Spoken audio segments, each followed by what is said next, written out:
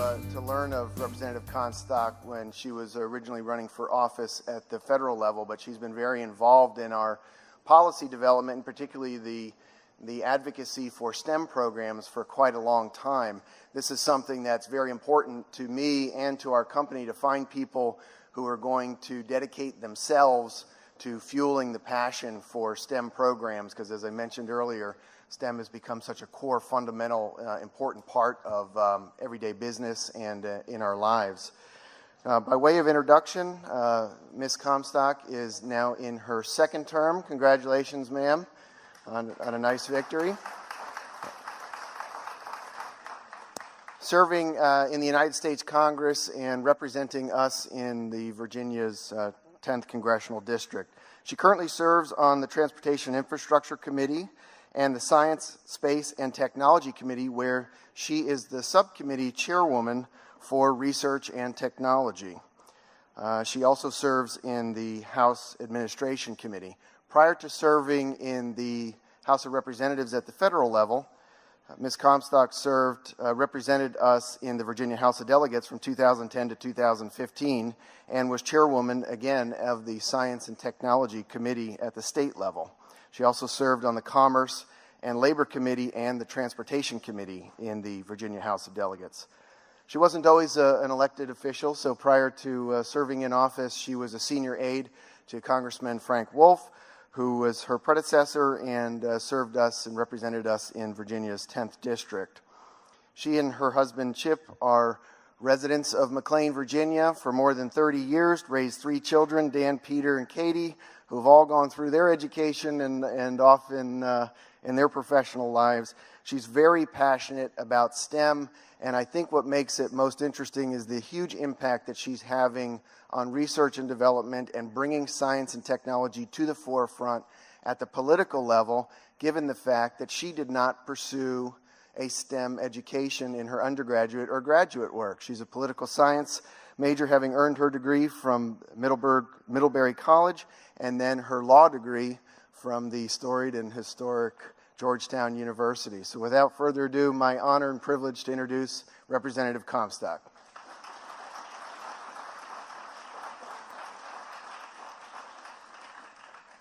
Thank you, Kevin, and thank all of the sponsors, and thank Naismith for this great STEM symposium. This is so exciting to see all of the parents here and all of the children, young and older, and boys and girls.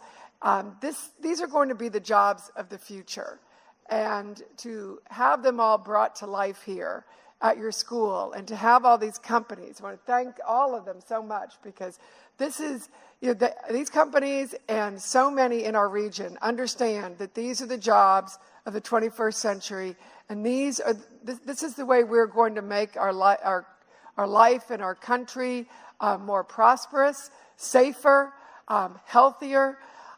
Just this week, I wanted to, this week or maybe late last week, I had a young man come in to visit who was a senior here locally at TJ. And he had just become a finalist, one of the 10 finalists in the country. I'll tell you a little bit about his program, because it was just incredible what young people are doing, and I know so many of you are doing it here. His name was Practic Naidu, and he's a senior at Thomas Jefferson High School, and he's one of the 10 finalists in the Regeneron Science Talent Search, which is one of the nation's oldest contests for seniors in high school. And he created a machine learning software that can now examine how cancer genomes interact and help with new drug therapies. It was titled the DNA Looper, and this device can actually learn and give new insight in the ongoing search for cures for cancer. So in addition to this, on the side, he was an Eagle Scout.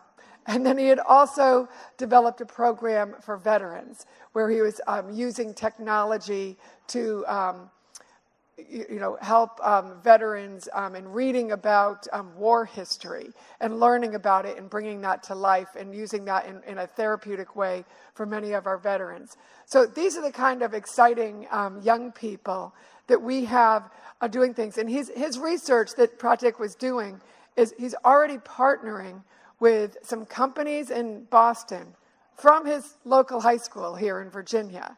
And now as he's looking to go to school, he's already been accepted at MIT, and I think probably will be accepted wherever else he applied. He is going to be able to go in as a freshman in college and start and continue this research. And that's the exciting world that you all are growing up in, where you're going to be able to get involved in STEM here locally. One of the things when I was in the State House that we did is we started STEM programs, actually we called them STEAM programs, at Wolf Trap. And so in preschool, we wanted to get programs that were using the arts and science to get kids excited and passionate about science at a very young age. And these programs have now been modeled all around the country and even internationally. So you take a great arts program like Wolf Trap that you are all so privileged to have in our area. So if you don't get over there, make sure you get over there and have that side of your brain working too, right? Actually, the arts and the sciences are supposed to be on the same side of the brain, right? So you get the music and the arts stimulates, and it's great for learning. And then we are taking that program and, just through modern technology, we can spread that all over the world. And that's one of the things that a bill that I just recently passed is about using the internet for outreach and to make sure we're reaching kids everywhere. And it was called the Inspire Act, and it's having NASA now develop online mentoring programs so that, in this case, it was for young women, to make sure that young women everywhere, no matter what their economic situation or geographically where they live, that they can get exposed and have mentoring relationships with leaders at NASA and use the internet for all of those ways that obviously that you can do today. And that's what's so exciting. You don't have to be in a particular location. You can now tap into this everywhere. Now, how many of the kids here have seen the movie Hidden Figures? You seen that yet? You liked that, right? Oh, good. I see a little boy here too. Yay, that's good. It is a fabulous movie that tells about the leaders and the pioneers in STEM fields who are African American women. And you think of all the movies that we've seen over the years about space and exploration. We did not know about these. Katherine Johnson was one of the women featured in there, and that she had been such a key part of the space program. A few years ago, I was visiting with somebody from NASA, and I told them, well, even though I'm not a science major, the Apollo 13 movie was one of my favorite movies, and I loved that.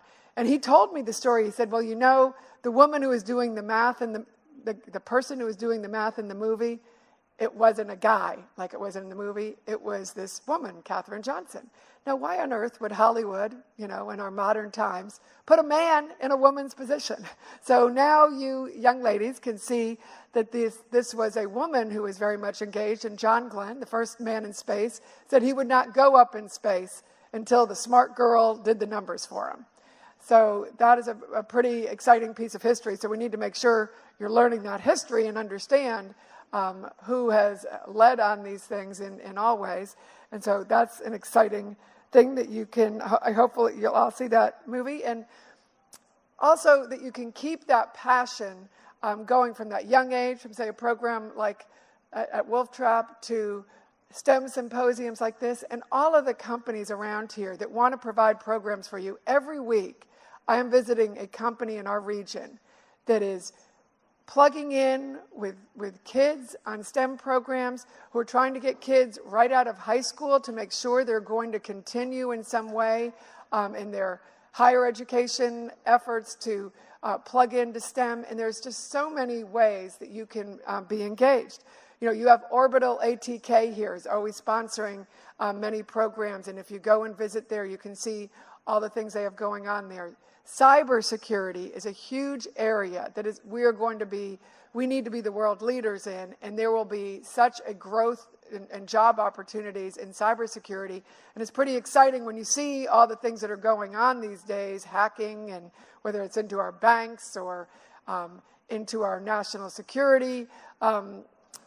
apparatus, we need to make sure that we are tops in cyber. And so you have companies like Capital One and Telos and Visa and all of our defense firms that are around here, Northrop Grumman and the like, and Lockheed, and I know if I start going through, you know all of them that are here, and they all have very aggressive cyber programs where they try and get young people engaged at a young age. They have internships. And so I'm always amazed as I go through. I guess I feel a little bit as a negligent parent that I had no idea the breadth and depth of all of these programs that are out there. So to the parents who are here, you have probably a lot of you are engaged in those efforts yourself, but you have so many exciting opportunities available to your children. So it is wonderful when you have a program like this that you can expose yourself as well as your kids to all of these great opportunities. We have the NIH here locally, and when you talk about how exciting areas to be engaged in STEM, the cures that in your lifetime, like the young man who is examining the cancer genome, so I mean the genome, doing this whole project for cancer research, this is going to be something that in our lifetime, I truly believe that we are going to see cures for some of these major chronic diseases that so afflict our lives personally and devastate them, but also cost our government huge amounts of money. So I think there's no better investment that we can make as a government in terms of putting money into to NIH, which we have increased that funding recently because we want to make sure there's more research into Alzheimer's, into cancer research, into diabetes research. When I went to visit there and talk to the diabetes researchers, they very much feel they are going to have a cure for diabetes in our lifetime. In the meantime, we have technology developing so many better applications, better treatment delivery systems. We now have pumps that can deliver insulin. You can be connected up to your iPhone to make sure you're regulating how you receive the insulin, and parents, you can feel a little bit more secure when you can track all of that on the iPhone and make sure you know what the kids are doing. And I've seen young children come in with their pumps and how it makes their life so much easier in terms of dealing with this chronic disease that hopefully will be gone in our lifetime. So the National Science Foundation, they came in to testify this week, and we were talking about their mission. And if you haven't taken a look at their website, I invite you to look at their website and see the exciting missions, because so much of it is geared towards education and getting young people engaged at an early age and understand that career path that's open to you that will be so broad in your lifetime. I don't know if the George Mason Video Game Institute is here today. Do you have, they here? Oh, great. That is, how many of you kids play video games? How many out there? Now, I know back a few years ago, the parents were always saying, don't play the video games. Oh, they're always in the video games. Well, there are so many exciting things you can do in video games. That's the George Mason Institute that's right here. What they're doing with the Video Game Institute, it's not just about games, but boy, the thing, they're in cancer research, through the games. They're into therapies for our wounded warriors. There are so many, and they, obviously, since they're here, they can show you that exciting world. But that is what is so exciting for the kids here today. One of the things about, when you grow up and have a job, you want it to be fun. And it's really never a job if it's just fun and you have that passion for it. And that's what I think the STEM Symposium is bringing to life to you today, that if you love what you're doing, it's never going to be a job. And so you can keep that kind of enthusiasm that you have now as kids, and you can have that for the rest of your life. Imagine getting paid, and they're good six-figure jobs, mom and dad, to learn how to design the next video game or use video games to, find some kind of cure for a disease, or maybe solve a transportation problem, or help our defense teams, in the field by figuring out things on the video screen before somebody has to live it in real life. So I just want to thank you again for bringing science and STEM and all of these exciting opportunities to life for our children here today, for the parents, for you being committed and having that passion. And please know that as we're working through all of these issues in Congress, I think this is one of the most exciting areas that we can grow so that your kids can be assured of having these type of great opportunities in the future. And then one other little plug that I'll put that's on my website, I have a Young Women's Leadership Program where this year we're going to open up with the Hidden Figures movie. So it is a summer program for junior high and high school girls, which is designed to just expose you to women leaders in all fields. We do go a little heavy on the STEM field because that's what we've found our young women are interested in, but we also do law enforcement, government, business, startups, technology, healthcare, and university and education professionals. So we've had a lot of exciting women leaders right here from our area who've partnered with us to just expose you to all those kind of opportunities. So the application is on my website. We'd love to have any of you interested apply for that. So thank you so much, and I guess I'll open it up to any questions you might. Okay, thank you very much for those inspirational words. I appreciate that. We just have a couple of minutes left, and I just wanted to ask you one question, and it's why. I love asking the question why. So you told us a lot about what you do in STEM and how it applies and how important it is and how much money you can make and the various fields you can go in. But why you? Because you've got more than 20 years of work dedicated towards promoting STEM and STEM fields. Why? There's plenty of political issues. There's plenty of policy that needs to be written, plenty of wrongs that need to be righted. Why did you choose STEM? Well, I think, and that is, fortunately, my kids did go into those fields. My husband's a math teacher. My daughter is she works in DNA analysis now at a lab where she does, she works on rape kits, and doing the DNA analysis and then testifying in court. So she saw the CSI shows and got really interested in that, and then that's the path. She went to George Mason and got her master's in forensic science. So certainly saw this as my children grew up. Even though I didn't have that science background, I saw more and more of these exciting careers. Probably didn't expose them to enough, but my husband was always engaged and involved in the robotics team when he was assistant principal at Oakton, and all of the science symposiums that they had. And so when as I was in government, certainly when I worked for Congressman Wolf, NASA was a passion of his. You saw how space exploration also brought innovation into our worlds. But space innovation has led to so many things. But you think about something like ultrasound that we now use not just for we think whether it's any kind of diseases we have, but also can be used on our pipelines and all kinds of other things. And that was developed from NASA. I just find it.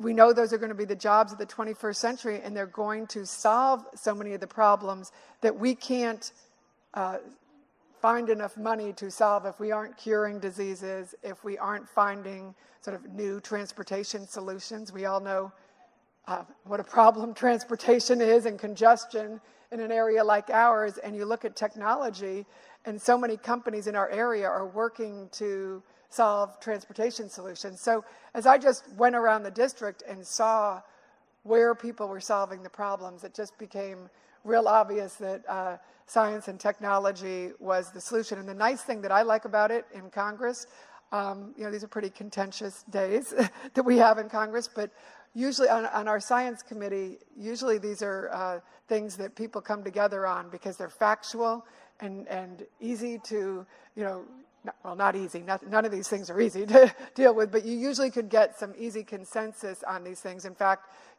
my bill was, passed by, huge margins, as our other science bills, because we realize this investment in the future is so important if we're going to be a healthier country, if we're going to be able to solve a lot of the challenges like cybersecurity, terrorism facing us. There's a lot of work being done in terms of how are we going to deal with the terrorism threat science and technology are going to help us a lot more, but you always need the human element in all of these things, but how are those humans going to take that technology and be able to detect things earlier, whether it's terrorism or cancer?